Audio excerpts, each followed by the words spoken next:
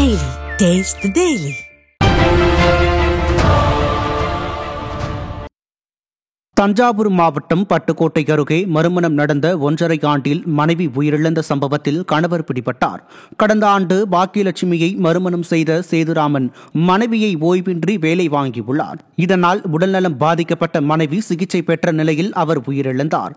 புகாரின் பேரில் கணவர் பிடிபட்ட நிலையில் விடியா ஸ்டாலின் ஆட்சியில் குடும்ப வன்முறைக்கு தீர்வு காண்பதில் அலட்சியம் காட்டுவதால் மரணம் அதிகரித்து விட்டதாக மக்கள் குற்றம் சாட்டினர். சென்னை கொடுங்கையூரில் ஒரே நாளில் அடுத்தடுத்து 2 படுகொலை செய்யப்பட்ட அதிர்ச்சி சம்பவம் அரங்கேறியது. கொடுங்கையூர் RR நகர் டாஸ்மாக் கடை அருகே ஹரிகிருஷ்ணன் என்பவர் அடித்து கொலை செய்யப்பட்ட நிலையில் இரவு கைலாசம் தெருவில் MKB நகரைச் சேர்ந்த மெக்கானிக் சங்கர் என்ற இளைஞர் முன்விரோதம் காரணமாக 10க்கும் மேற்பட்டவர்களால் கொடூரமாக வெட்டி சாய்க்கப்பட்டார். இதையடுத்து அடையாளம் தெரியாத நபர்கள் தலைமறைவாகினர். ஒரே நாளில் 2 கொலைகள் அரங்கேறும் அளவிற்கு சட்டம் ஒழுங்கு சீர்குலைந்துள்ளதாக பொதுமக்கள் குற்றம் சாட்டுகின்றனர்.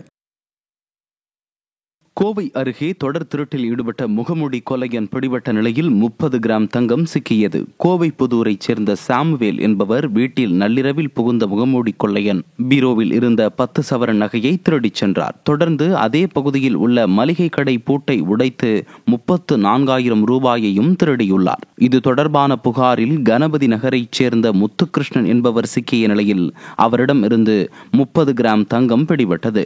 விடியா திமுக ஆட்சியில் ஏவல்துறை முறையாக ரோந்து செல்லாததால் கொள்ளை சம்பவங்கள் அதிகரித்து விட்டதாக மக்கள் குற்றம் சாட்டினர். சென்னை புழல் மத்திய சிறையில் கைதியிடமிருந்து கஞ்சா பறிமுதல் செய்யப்பட்ட சம்பவம் அதிர்ச்சியை ஏற்படுத்தியுள்ளது. திருவல்லிக்கேணி பகுதியில் போதைப்பொருள் வழக்கில் கார்த்திக் என்பவர் சிக்கிய நிலையில் அவர் புழல் சிறையில் அடைக்கப்பட்டார். இந்நிலையில் சிறையில் அவரது அறையிலிருந்து கஞ்சா பறிமுதல் செய்யப்பட்டது. திறனற்ற திமுக ஆட்சியில் ஏவல்துறை செயலிழந்துள்ளதால் சிறைக்குள்ளும் கஞ்சா புழங்கும் அவல நிலை உள்ளதாக மக்கள் சாடியுள்ளனர்.